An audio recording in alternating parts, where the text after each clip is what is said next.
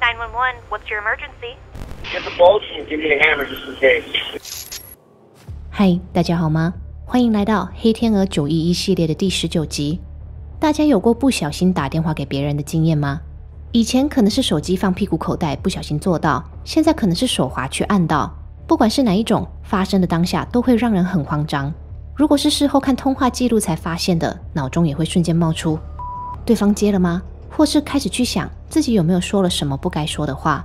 这种情况人们称之为 butt dial 或是 pocket dial， 屁屁或口袋拨出去的电话。今天我们就要来听2通这样的录音。2位发话者，一个说自己杀了人，一个说跟伙伴正要去偷东西，而且他们拨号的对象还不是妈妈、朋友或前女友，而是等着抓坏人的911。这2个人究竟在电话里说了什么？他们无心的错误又会如何收尾？让我们从2023年的1月说起。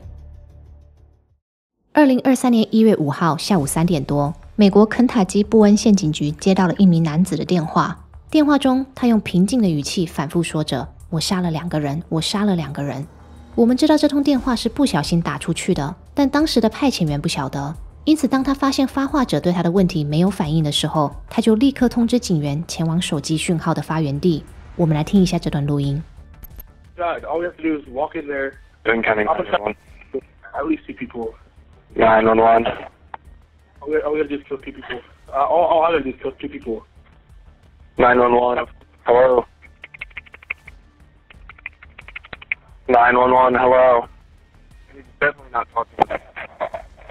I can't hear anything in the background other than just killed 2 people. And he's not, like, I hear him mumbling, but 911, hello.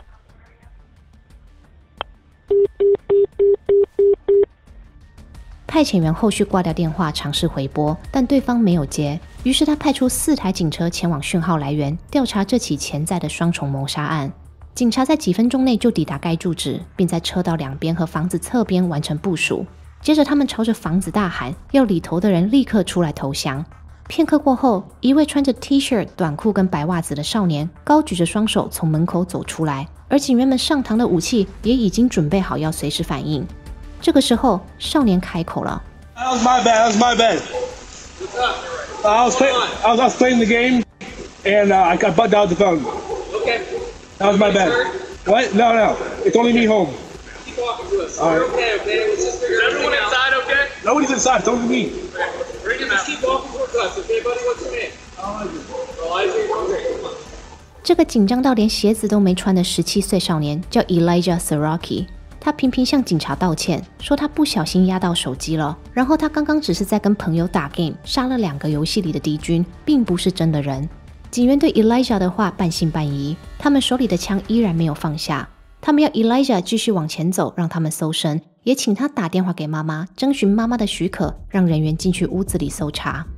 警员接着进到房子里，巡视每一个房间，确认里头没有犯案的迹象，也没有藏人。5分钟后，他们确定 Elijah 说的是实话，一切只是虚惊一场。警员离开前，温柔地安慰正在发抖的 Elijah， 叫他不用担心，说如果之后爸爸妈妈生气，需要他们帮忙解释，也可以打到警局，他们会再过来一趟。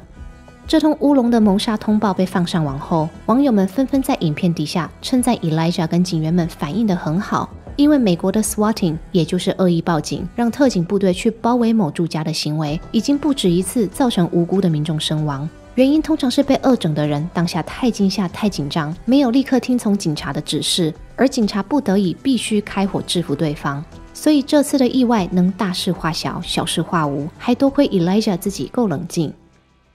然而我们接下来要听的第2通电话就没有这么温馨了。2013年5月，美国加州弗雷斯诺的一名男子跟他的友人正要破坏路边的车子进去里头偷东西，但他不知道他口袋里的手机正在向警察直播他的犯行，包括他砸碎车窗砰的那一大声，派遣员在话筒的另一头也听得一清二楚。911, state your emergency. What's your name? I'm Nate. Yes, it's Jim. I heard you say that. Hello? I just want to smoke weed so bad right now. Get the bulge and give me a hammer just in case. They're Northos, yeah! 这名呆瓜不只录下他和朋友破坏他人财产和窃盗的过程，还自曝他现在就好想要呼他一下。派遣员很快意识到男子正在进行不法行为，并尝试要用三角定位找出他的位置。然而男子似乎一直在移动，导致派遣员无法立即锁定他。幸亏出勤的警员稍后就在路上找到这名男子的车辆，并紧紧跟随在后。而男子看到警车出现，还以为对方只是路过，完全不知道就是他自己把警察叫来的。 He's like behind me, dude. Really? I swear to God, he's pulling me over. Oh, he's following me, dog. I'm driving to your house. Give me a cigarette, seriously. I'm like, I mean, beer. Give me a lighter, hurry up. Give me a lighter. Still probably won't pull us over. Probably just need a picture of him. He's following the yeah, I know. Probably just trying to scare me.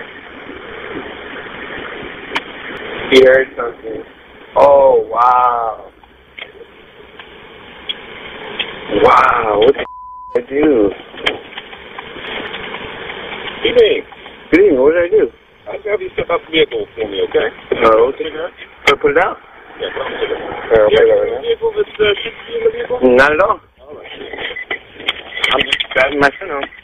I said this will really call 911. That's why we're Oh, look at that. Look at that. You don't believe us? Yeah, I know, yeah. 35 minutes.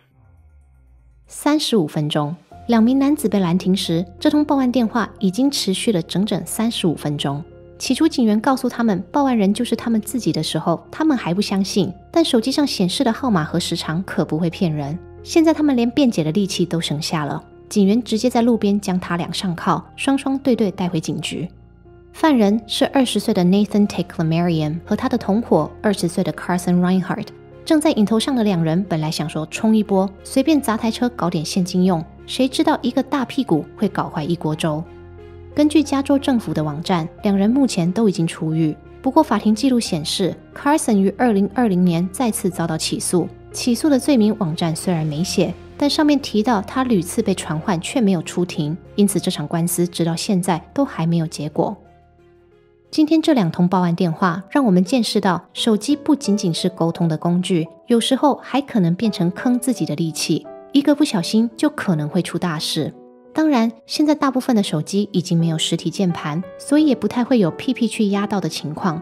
不过还是要提醒大家，时时刻刻留意手机的话筒和镜头，避免引发不必要的麻烦。911系列的第19集到这边就结束了。如果你也有不小心拨号给别人的经验，欢迎在影片底下留言跟我分享。我们下期节目见，拜拜。